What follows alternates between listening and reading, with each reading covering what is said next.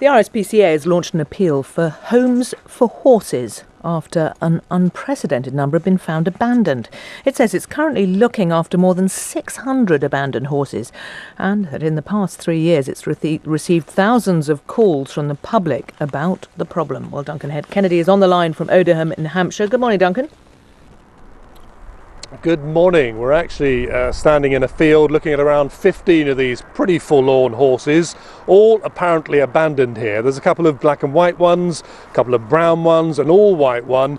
As you said, just a few of the thousands of horses currently turning up in fields, on wasteland, and apparently just left here. Well, Nikki Denham is from the RSPCA. Nikki, this is a pretty pitiful sight with these horses. Yeah, it's a heartbreaking sight. Obviously, we were called here about a month ago to a dead horse in the field. Turned up and it was an emaciated pony.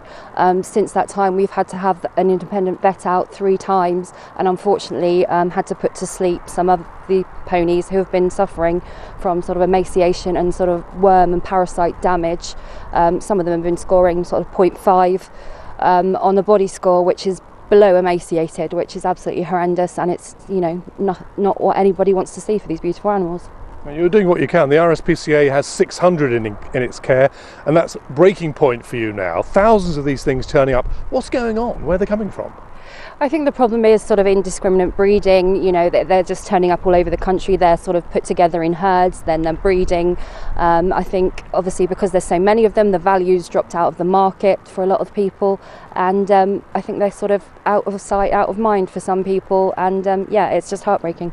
What can be done for them? You've got, you know, your stables and your things are full up now. What needs to be done? Yeah, obviously we work with other charities, you know, people like the World Horse Welfare, the Horse Trust, and obviously we will do our best. If an animal needs to be lifted, we obviously, you know, do our best to get that home for it. We're obviously spending over 2 million a year on the horses we do have in our care.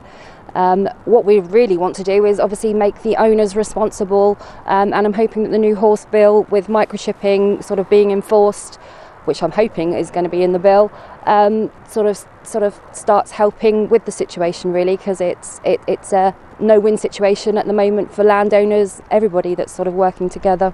That's the new act that's just coming into force. Just referring to these horses around us now, I mean, it looks like they're biting into sort of what looks like nice green grass, but it's otherwise a rubbish tip. There are bricks dumped here, there's piping dumped here. Looks like a tipping ground itself, and they're picking at the sort of the scraps and the bits of grass that are left here, these poor old horses. Definitely, I was here the other day and some of them were actually eating paper bags to try and sort of stem their hunger.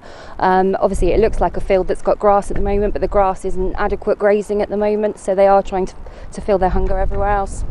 Right, Nikki Denham from the RSPCA, thank you very much indeed. If anybody wants to help out on this and provide homes, the RSPCA is saying going to its website where you might be able to find a home for these woody, wonderful beasts, and certainly the ones in these fields here are looking pretty forlorn this morning. Thank you very much, Duncan.